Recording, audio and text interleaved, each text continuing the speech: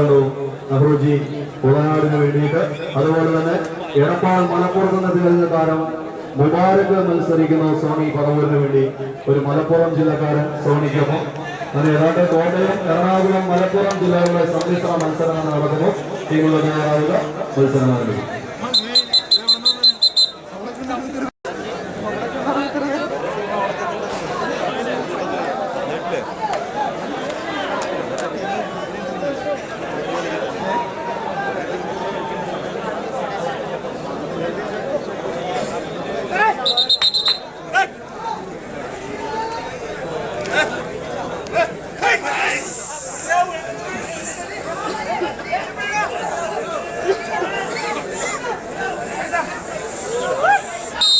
ഈ വടംവലി സീസണിൽ രണ്ടാമത് തവണ മാത്രം പുതാമുഖം നീക്കപ്പെട്ട രണ്ട് ടീമുകൾ.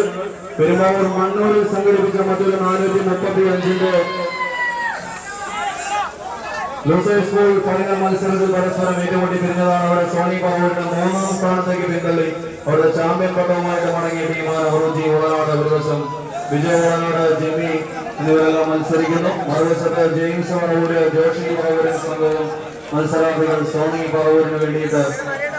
ഈ ചോരയുടെ ഘട്ടത്തിൽ എറണാകുളം ജില്ലയിലെ താരങ്ങൾ മാത്രം പങ്കെടുത്ത എറണാകുളം ജില്ലാതല വടംവലി മത്സരം സംഘടിപ്പിച്ചപ്പോൾ അതിന്റെ അവസാന ജില്ലാ മത്സരത്തിൽ ചുവലയുടെ തട്ടകത്തിൽ നിന്നും ചാമ്പ്യൻ പട്ടവുമായിട്ട് മടങ്ങിയ ടീമാണ് സോണി പറവൂര്. ഒരു വശത്ത് അന്നത്തെ 2ാം സ്ഥാനക്കാർ സമന്വയ പറവൂര് പുറത്തു നിൽക്കുന്നു.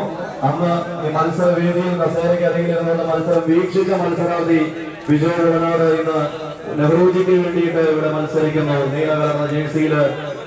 അടുത്ത മത്സരത്തിന് ടീമുകൾ തയ്യാറാവുക.